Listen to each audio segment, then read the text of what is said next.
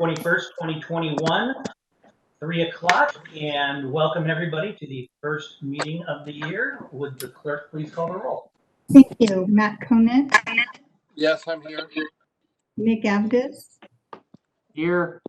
Deborah Jones, Here. Brian Holloway, Here. Cyril Shaw, Here. Angelique Ashby, Jeff Harris, Here. Rick Jennings, I am here. Sue Frost, Here. Don Natoli, Rich Desmond, Here. Patrick Kennedy, Here. and Phil Cerna.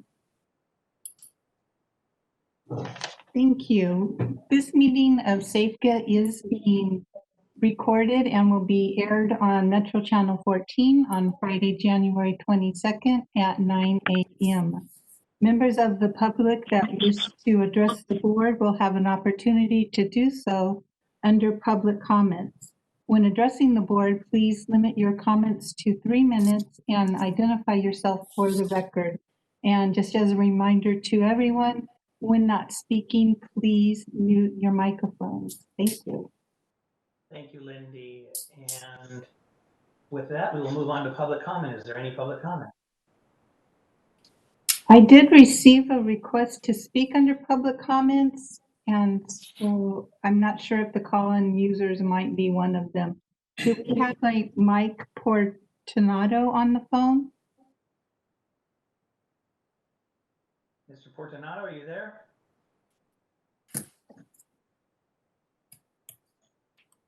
Okay, if he's just having technical problems, we'll fit him in when he fixes that. Then let's move to item number 1.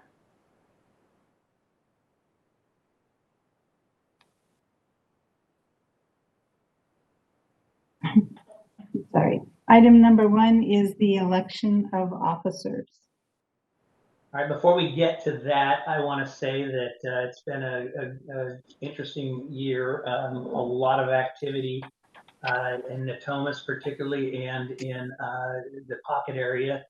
And I just want to say as chair this past year, with all of the challenges that we've had through the obvious, but also just the SAFEGA challenges and the workload, I want to thank staff. I really do believe that this is the strongest staff of any agency of which I am a member, and I would say that in front of all the others, Rick. Also, I want to give a special thanks to Lindy, who always makes me look good and makes things move smoothly. So with that, the chair will begin the process by nominating a chair, and I will at this point nominate Vice Chair Jeff Harris.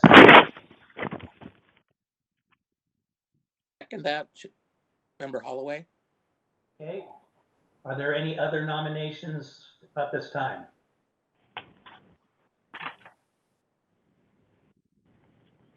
Will the clerk please call the roll? Thank you. Matt Conant,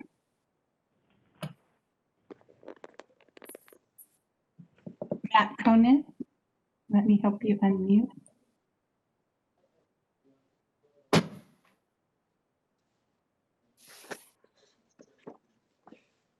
Are you there, Matt? Okay, we'll come back to Matt at the end. Gathis, Aye. Deborah Jones, Aye. Brian Holloway, Cyril Shaw, Aye.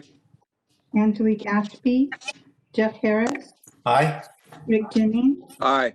Sue Frost, Aye. Don Natoli, Aye. Rich Desmond, Aye. Patrick Kennedy, Aye. Phil Cerna. Aye. Motion passes with 11 ayes. Thank you. With that, I will relinquish the virtual gavel to the new chair. Chair Harris, take it away. Thank you, Patrick. Thank you for serving as chair. It has been a very energetic year, and I absolutely agree with your comments about the staff. They prove it year over year. And even during the pandemic, we got so much accomplished for flood control in 2020. It's really been pretty remarkable. So thank you all. Next up is to elect a vice chair. Of course, this would be somebody who's not from the city of Sacramento. And I would open it up for nominations.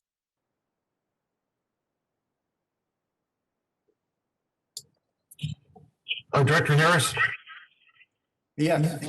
this is Director Cerna. I would like to nominate Rich Desmond. This is Member Holloway. I would second that. Okay. Actually, Rich, are you there?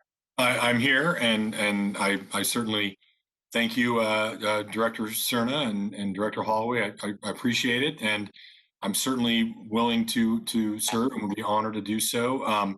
One thing I wondered is, it looks to me that a lot of these projects are in Director Kennedy's supervisorial district, and I don't know if it would be a break with tradition to let him stay on as vice chair.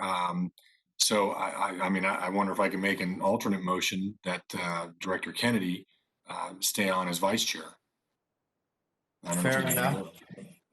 And I would second that. I think that you're right, Rich, that there are a lot of projects, both in my district and in Patrick's district, that require attention and nurturing. And since he has a track record of doing a great job, I would certainly second that nomination if that's your desire. Well, that's mine. So I don't know if we vote on the two separate motions, or I don't know. Well, it depends whether or not you accept the nomination. So if you want to relinquish it to Patrick, then we'd vote on just the one.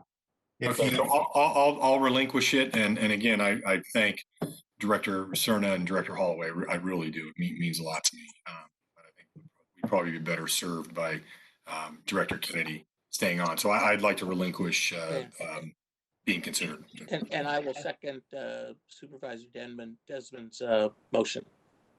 very good. We have a nomination and a second. Are there any other nominations for vice chair at this time?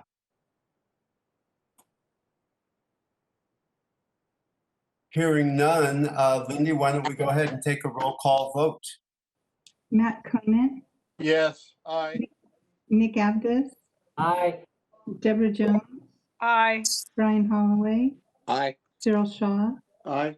Anne Jalik Ashby, Jeff Harris, Aye. Rick Jennings, Aye. Sue Frost, Aye. John Natoli, Aye. Rich Desmond. Aye. Patrick Kennedy, would you like to weigh in on this? Aye. Thank you. Bill Cerna. Aye. Thank you. Motion passes with 12 ayes. Thank you, Director Desmond. I appreciate the support. And our next item 2 is the Executive Director's Report. Okay, thank you, Lindy. Good afternoon, members of the board. Rick Johnson here. First of all, I'd like to thank Patrick for all your help this last year. It's been interesting trying to work virtually, and you've been great to work with, and with all the work in your district and the help with the issues there. Appreciate it and look forward to working with you as vice chair. And Chair Harris, look forward to working with you again. And as always, you've been very helpful this last year with the issues in your district. So I'm looking for a good year in 2021. So thank you. I second those motions, Rick. Okay. Do we need to call the roll on that second there, Lindy? I think so. Okay. So I'm just starting off with a little news. Last Friday, the Corps awarded the contract number 2 for the work in the pocket area that's going to occur this year. It was for about just under $30 million. The areas in orange and red on the screen there roughly approximate the areas where you'll be seeing primarily slurry wall work done. So that was good news that they were able to get that awarded so early in the year that it gives the contractor a chance to get a good head start on it come summertime. So if you go to the next slide, Lindy. We also finally got our final fiscal year 21 appropriations. Now, the federal fiscal year starts October 1st of 2020, actually. So we've been going on just short-term continuing resolutions till now. So it's good to have it.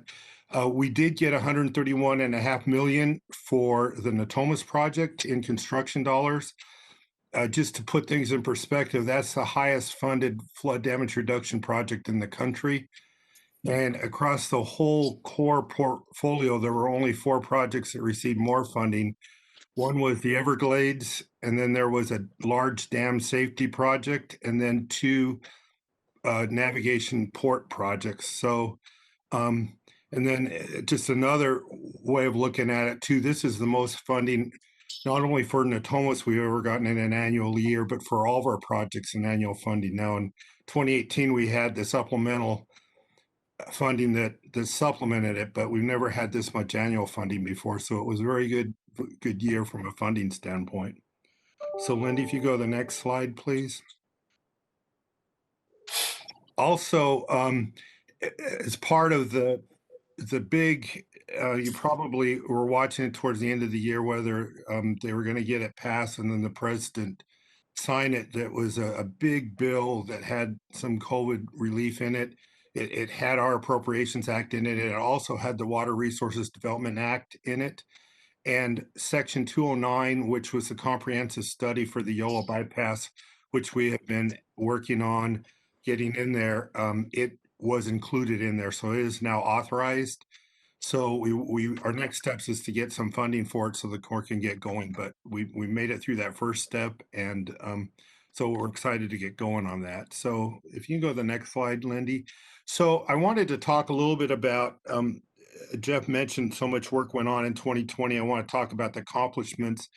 But we do have 2 new board members that I haven't had a chance to brief yet. So I'm just going to give a few slides just to give a little context to it. And it's a good review for all of us. But this slide here shows our system. Basically, we have 106 miles of levees in red. There's a few channels down in the south end on the South Sacramento streams group. Folsom Dam upstream of us is the backbone on the American River. And then on Sacramento River, most of the flows are handled by the Yolo bypass. And then we have the critical Sacramento Weird bypass, which during large flood events takes American River flows over into the Yolo bypass. So just a little orientation there. So Lindy, if you go to the next slide. So back in the 50s, Folsom Dam was completed about mid-1950s, and at the same time they finished up the last of the levee work. So our system has been around since that we're living with, that we're rebuilding right now, was completed in the 50s. At the time, the Corps designed it to what they called the standard project flood, which was they didn't assign a frequency, but it was about the same volume as a 500-year event. So at that time, we thought that the Sacramento area had about a 500-year level of protection. So why are we doing all this work? So Lindy, if you go to the next slide. Well, the Corps has since downgraded our level of protection where many parts of Sacramento were now less than 100-year, where we thought we were up near where some of these other river cities are. New Orleans there, that is actually before Katrina. I left it on there just for comparison. So why did we drop so low? So Lindy, if you go to the next slide. So there's really 2 major reasons. One is we understand things better. This graphic shows the peak flows on the American River. That red line is when Folsom Dam was built. To the left of that, that's what the designers of the system thought we were going to have to handle, and that's what it was designed for. To the right of that red line, you can see what's happened since and all the storms that were bigger than what our system was designed for. So we know more now. And then the second thing was the urban levee standards changed after Katrina. So if you go to the next slide, Lindy. So there was really 3 major areas in the standards that we're trying to fix right now. One is levee slope stability, and this one hit home close in Sacramento County back in 2017. A lot of the old levees were built just with dredge material or whatever material was available there. On the land side, they usually made the slopes pretty steep to maximize the amount of land behind them. What happens if it's poor material, once it gets wet from the flooding and the rain, it tends to have slope failures. And this occurred in Tyler Island, just here in Sacramento County. The entire island had to be evacuated. We have a number of areas in Natomas where we have the tall levees and very steep slopes with material that's not stable. So one of the things we've got to go in and do is flatten those slopes to stabilize them. If you go to the next slide, Lindy. The other thing that happened is we learned more about seepage and through and under the levees. This picture at the lower right-hand side is one of the levee breaches during Hurricane Katrina in New Orleans. There were 3 major ones. 2 of them were from failures of the levees through and under the levees and not overtopping. And most of the damage in Katrina was actually from the flooding and not the hurricane. So this is scary for urban areas because if you can see you're going to overtop the levees, you can start evacuating people. But if you don't know you're having problems because it's under them, then that's the scary part. So it led to new standards for urban areas there. And go to the next slide. And the other one was with our bank and a levee erosion. This is actually pictures from the American River from the 1986 flood event. The one on the left, you can see just how much of the levee we lost. We couldn't see that till the water came down. It was all underwater. The one on the right there shows the same aerial view. That's the Cap City Freeway in the bottom. You can see the black and white picture from 68. There's a levee toe on the right bank there. That if you look in the 86 picture is completely gone. There's a road along that toe of the levee that's completely gone. And then on the other side, you can see there's a whole row of trees that are completely gone. So the river is scouring out towards the levees because it's hit bedrock in some of these areas. So that's scary when you can't see. So that's another standard that we're addressing. So if you go to the next slide, Lindy. Can I just interject right there? Yes. People ask me why I'm so interested in flood control, and you just showed the reason why, because that near breach of a levee is just a couple blocks from my home. And we really didn't realize how imperiled we were till the water receded.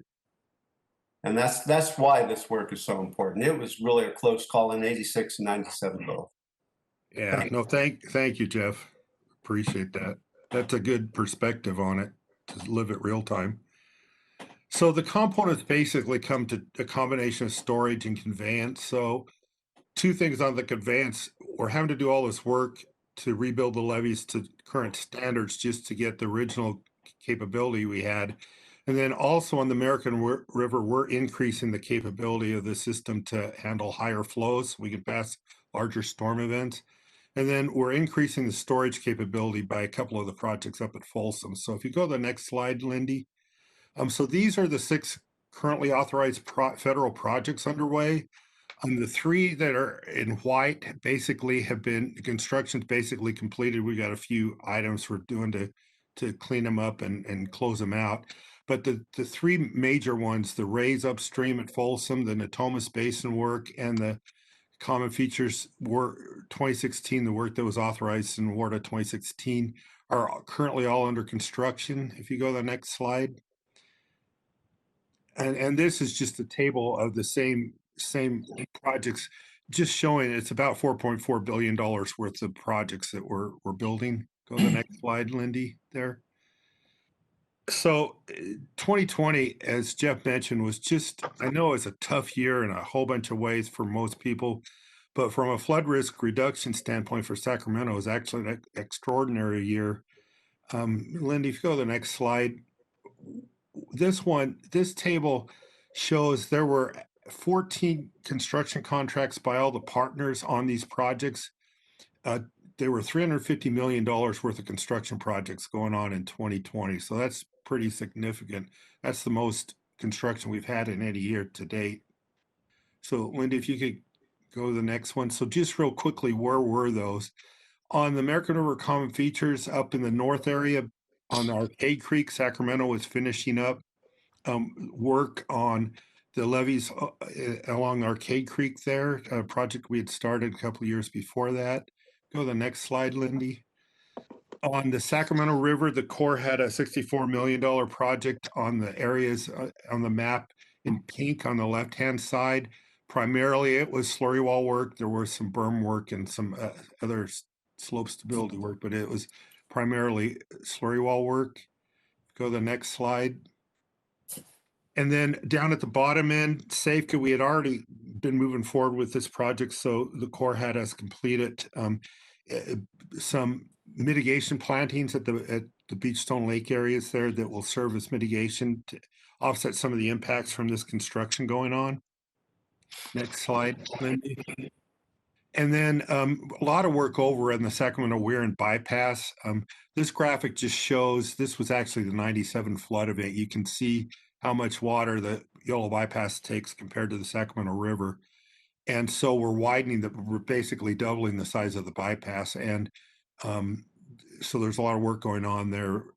If you go to the next slide, Lindy. So the big project, the State Department of Water Resources was already moving forward on this project when our project got authorized. So the Corps had them go ahead and proceed with it. They awarded a contract for $102.5 million to the Lower Elkhorn Basin levee setback.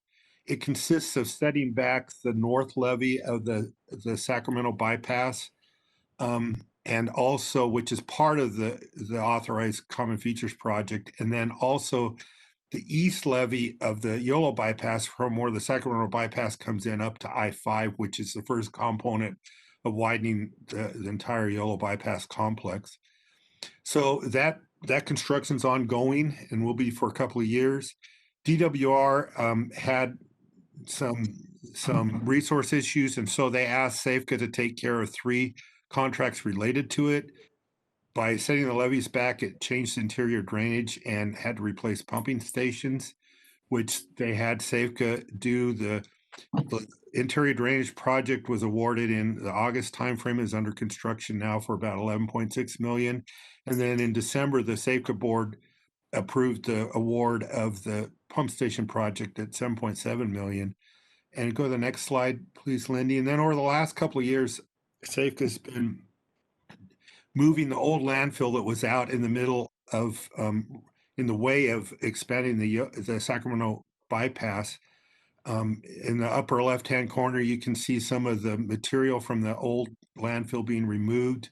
In the upper right-hand corner is the corrective action management unit being constructed, where it'll be inside the new levees. And then down at the bottom we finished it up this year, is the capping on top of that CAMU unit there.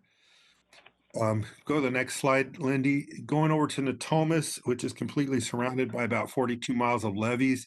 From 2007 to 2013, Safeco had reconstructed about 18 miles of those.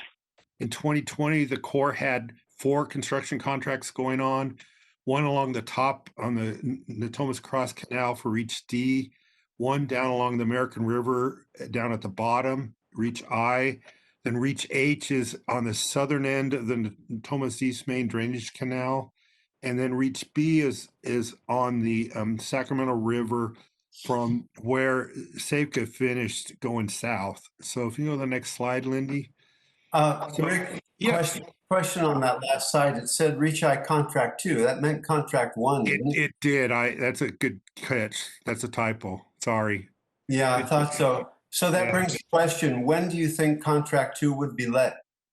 I think they're going to try to award that for a 22 construction. Okay. I think that's the plan right now. It'll depend on a couple of things, funding and in real estate. So, but I think that their plan is for 22 construction right now. Okay, thank you. And thank you for catching that. I should have caught that. I always like to think ahead. Maybe my mind was technically thinking ahead already. So on this one, the upper left-hand corner, just a pitch on Reach D there. The primary work that they had to do, and the Corps finished it up last year, had been going on for a couple of years was there was the Vestal drainage canal right at the toe of the levee, which creates seepage and stability issues. So they moved the canal, built a new one away from the levee, and then filled the old one in. So that was that $24 million contract up above. Then on Reach I, this is the contract one. I got this part right. 23.5 million along the Lower American River. Primarily, it was seepage work with a slurry wall. There was a seepage drainage blanket under the I-5 window where we couldn't put the slurry wall, and that work was completed last year also. Go to the next slide, Lindy. Reach H, which is the lower end of the Thomas East Main Drainage Canal, is a $41 million contract. Started in 2019 and will be completed next year, primarily berm and slurry wall work. And then the big one that was awarded last year, Reach B, just under 60 million. They finally got started later in the summer. It's along the Sacramento River area with a new adjacent levee and slurry wall work along there. So that if you go to the next slide, that kind of takes us up to the Folsom Dam.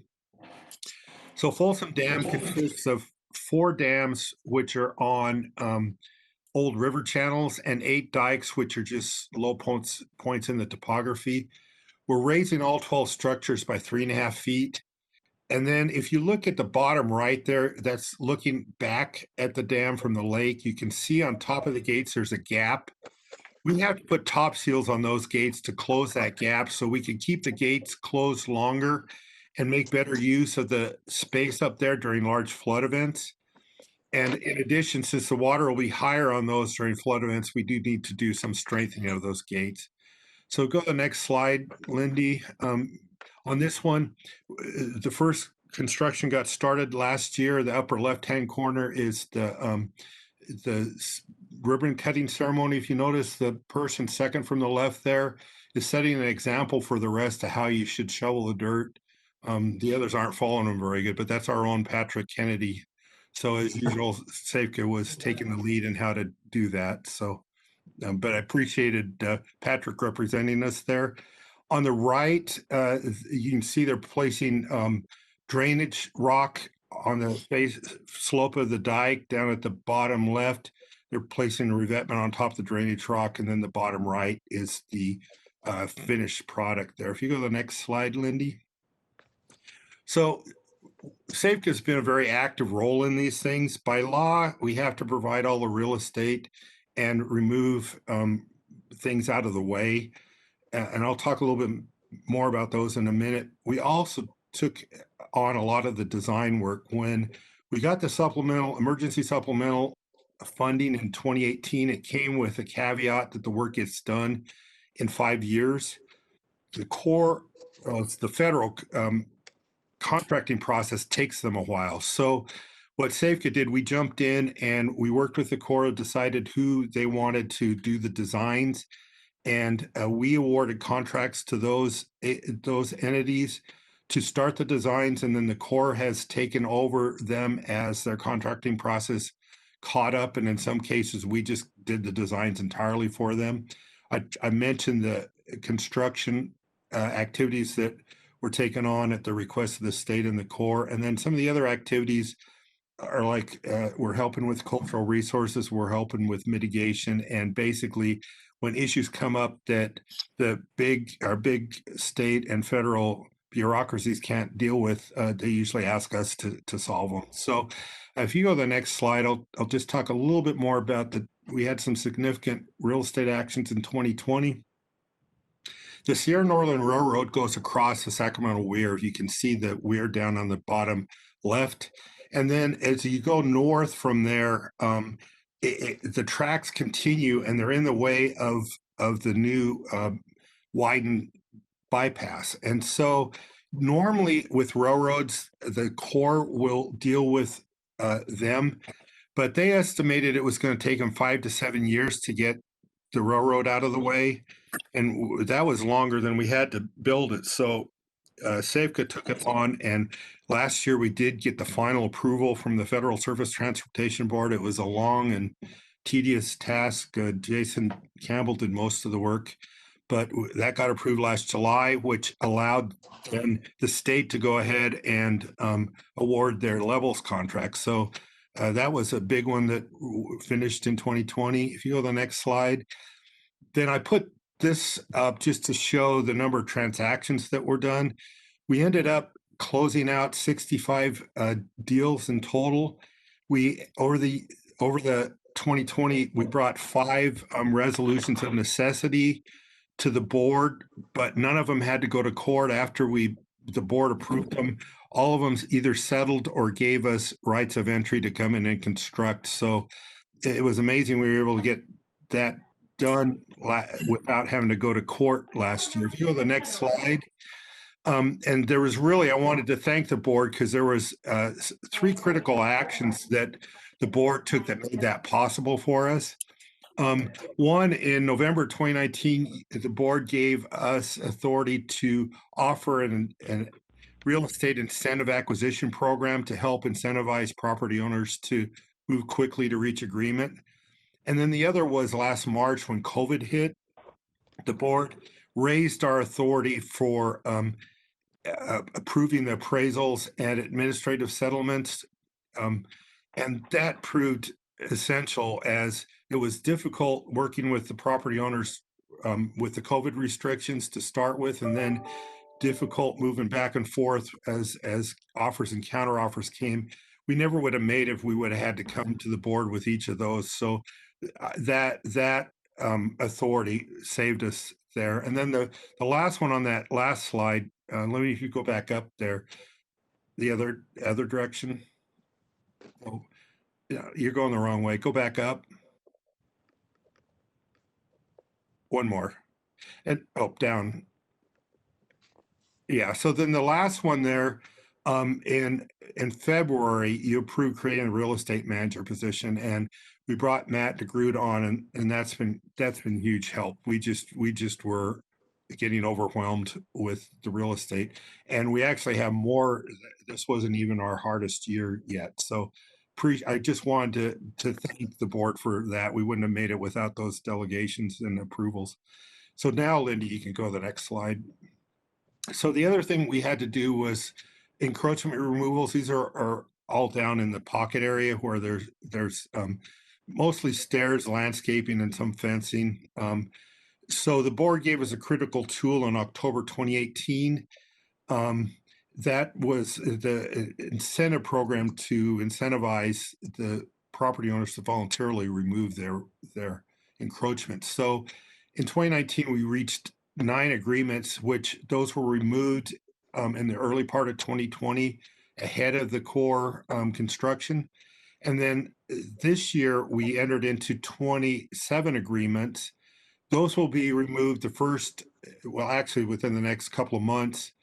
But by entering those agreements, that allowed the court to award that contract, which I mentioned earlier on. So again, appreciate the encroachment program approved by the board that helped us there.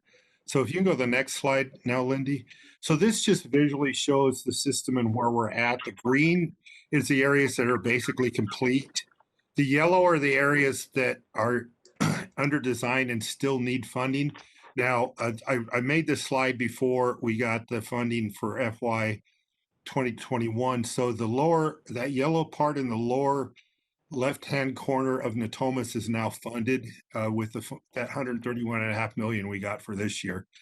And then the red is the part under construction. And so down in the pocket area, part of that will turn red with the contract that was just awarded. And then the blue, that's all the areas that we still have to design and build, but have the supplemental fund. We already have the federal funding for it. So if you go to the next slide, Lindy. So after we're done with this tranche of projects, for most of the Sacramento will get us well above the 200-year level of protection mandated by the state, and in a lot of the areas will be up near 300. And so that gets us a long ways back towards our goal of getting back to 500. Go to the next slide, Lindy. And then I wanted to add this. A couple of years ago, State Senator Pan asked us to put together the economic impacts of our projects and the construction. We did it, but at the time it was before we had the emergency supplemental funding, and we thought it was going to take a few decades to complete. So we had this redone to look at completing these projects over the next 6 years, what it does. And if you just looking at the right-hand column there for the industry output over the next 6 years, it results in about 3.7 billion in direct, indirect, and induced industry output, and labor income about 2.2 billion direct and indirect and induced. Job years about 30,000 over 6 years, which is about 5,000 annually. So it's a significant economic boost for the Sacramento region also. So that's real quick, SAFCA 101 and showing everything that happened in 2020. So with that, I'll take any questions. Any questions from directors? Comments? Comment, Matt Conan here. I can't believe the amount of projects that we've done that Director Harris already addressed that too, but just huge improvements in the last couple of years. And that, Rick, that's your staff and fighting the Corps, getting them to not let these appeals run wild. And I have great hopes for the future of SAFCA and the setback of the bypass, the widening of the weir. All those projects will help not only Sacramento and its region, but the North State as well. I just want to make those comments. Oh, thank you, Matt. Any other comments or questions? Here, I don't hear any, but speak up if you have one. Rick, I'd just like to say that, of course, I'm very excited about the authorization of the bypass in Word of 2020. That was a heavy lift. And, you know, a lot of people contributed to that, and it's going to lead to a lot of great things in the future. You know, widening the bypass, of course, is a key element for flood risk reduction. And man, we're just really on a roll. And it's a testament to you and the staff of SAFCA. But it goes deeper than that. You know, it does get back to the federal level. And actually, when we do the resolution for R.D. James, a lot of this has to do with the bettering of our relationship with the Corps. And, you know, it just continues to improve and the collaboration is better. And that's what's really tuning this up and making it work. So a lot of things are falling into place. Oh, thank you. I appreciate that. Jeff, it's Angelique. I'm on a phone, so I can't see you guys, but I just wanted to chime in and thank everybody at SAFCA for the for continuing to have the dogged approach on the Natomas improvement funds and how far we have come, right, Rick? It's unbelievable. But I just want to say thank you on behalf of everybody in Natomas, and it's great to be in a position where we're not worrying about authorizations and new starts and all that kind of stuff, and instead, you know, celebrating the fact that the project's moving along and getting the allocations that it's getting. So thank you for that, for everyone on the team. Really appreciate it. Thank you, Angelique. Good comment. It all comes down to moving dirt. Okay, I guess we can move on to the next item, Lindy. Chairman Harris, if it please the board, as I mentioned earlier, we had a request for a public comment to be made. Oh. Apparently he had some issues logging on, but he is on the phone call now and requests to make a public comment if the board approves. Yeah, absolutely. Let's take the public comment. And so, okay. Yes. Hi. Thank you. Good afternoon, Chair Harris. I thought it was Chair Kennedy. So I apologize. And other members of the board. My name is Mark Portuando. I'm a resident here in Sacramento. I do want to apologize for jumping on a few minutes late and missing that public comment section. So thank you for allowing me to speak now. Related to that, I guess I commend you all on running such an efficient meeting. I do want to submit a comment into the public record concerning a non-agenda item, even though it was mentioned by Mr. Johnson or mentioned in Mr. Johnson's report. namely the removal of the cross levee fences on the eastern levee portion of the river. I'm one of over 100 homeowners on the levee here that are going to be affected by the removal. We are aware, obviously, and supportive of the very important work that you all at SAFEGA and the Corps and the Flood Protection Board are doing. I do have concerns, though, that the work concerning the removal of the fences is not coordinated and will result in detrimental effects for the levee. I've attended meetings with the Flood Protection Board about replacing the fences once they're removed to do the work on the levee. They've indicated that they do not intend to replace them or grant any future permits. And because the city, and I'm obviously aware that some members of the council are on this board, but because the city has yet to finish the bike trail plan and take all the necessary steps, obviously, to complete it and all those safety precautions, those are by far my biggest concern.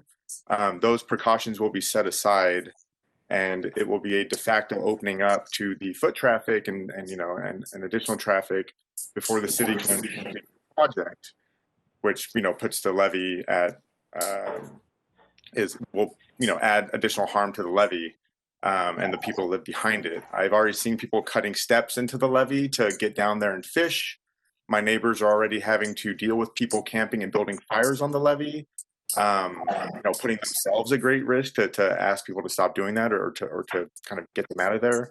So, I'm hopeful and that the board maybe here will reach out to the Flood Protection Board, and ask about the policy regarding those fences, or have them be erected until the path and its various safety measures are put into place.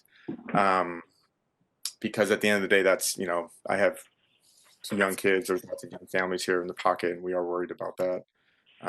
So in any case, thank you again for your time. I do appreciate you letting me speak, well after the public comment section ended. So thanks again.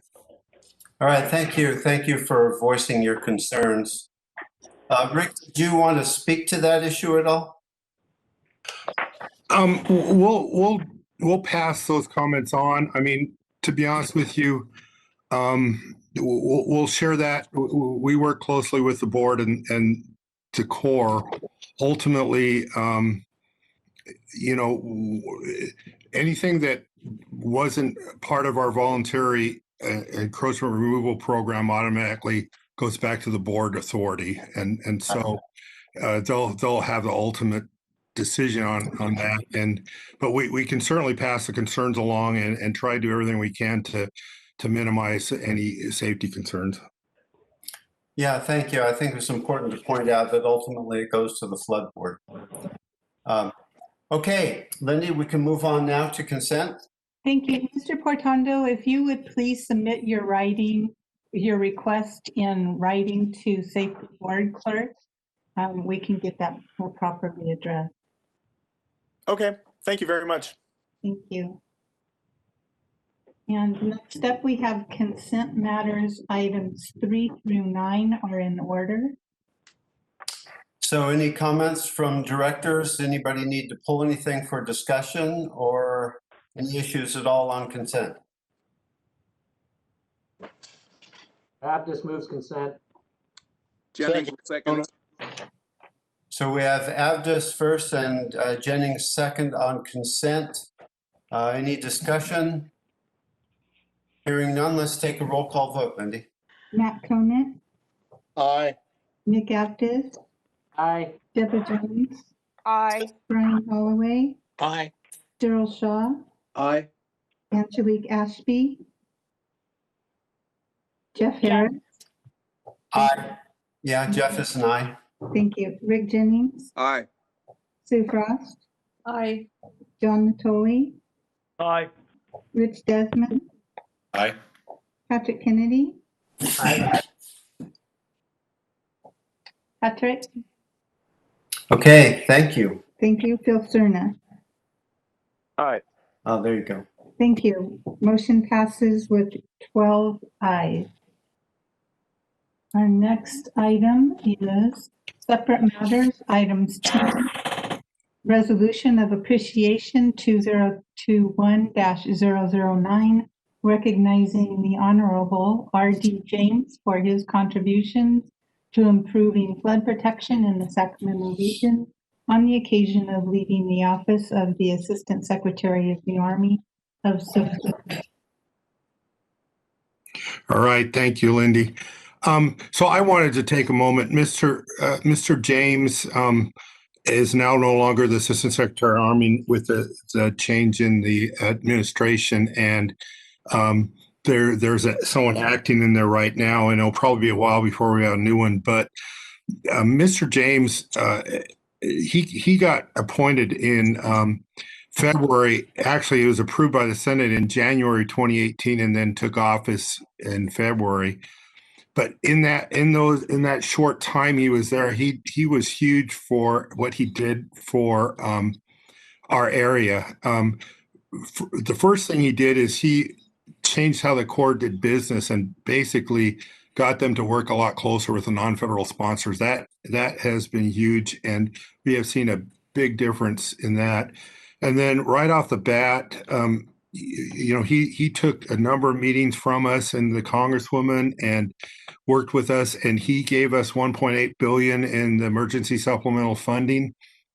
And then Natomas in every year has been the highest funded flood during his 10-year flood project in the country. So he helped us there. Lindy, if you go to the next slide. And then this next one was extremely important in WARDA 2014. And then again, we had to go back and get some language added in 2018 to allow us to spend more money than our cost share in the Natomas, and then move it over as excess credit to count as our cost share against Common Features 2016.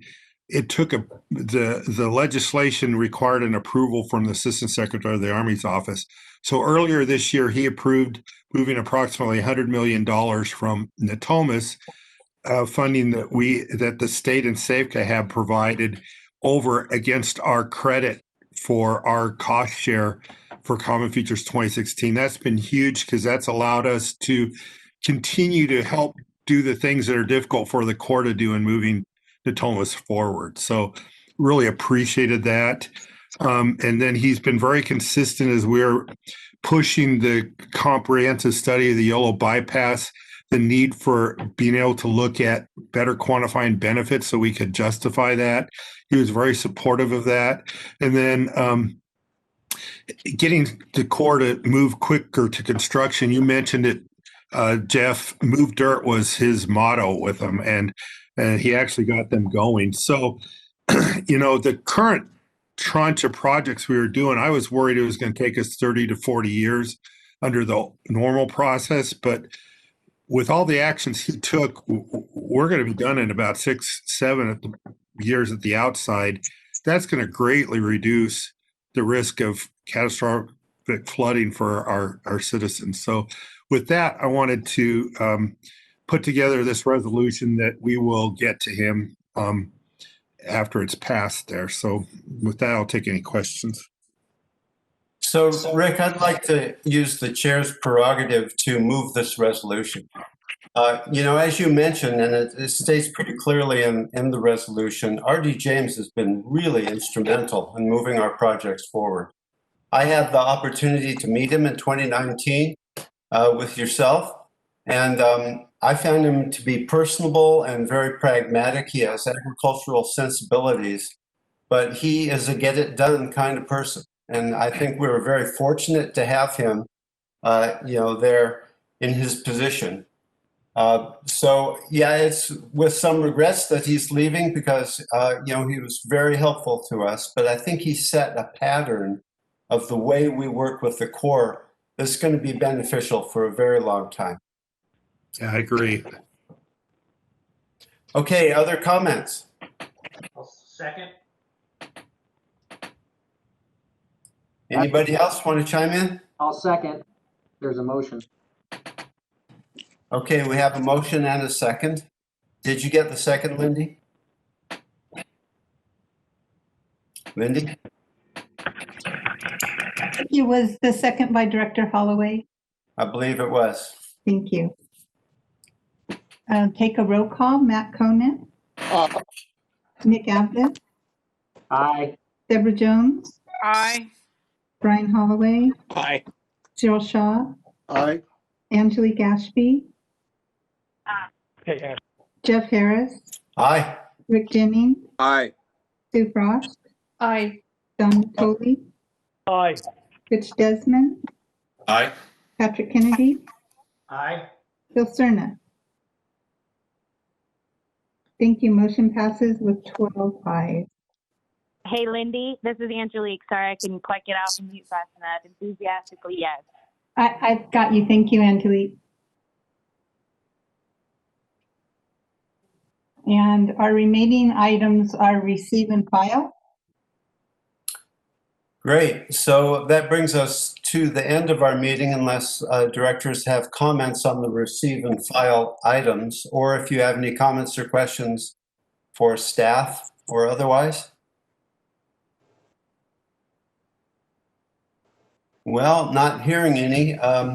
Again, I'd just like to say congratulations all the way around. It was an exceptional year for Safeca, and we are definitely reducing our flood risk in the region, thanks to all of your efforts. Okay, thank you, directors. Not hearing any more comments, we can adjourn this meeting.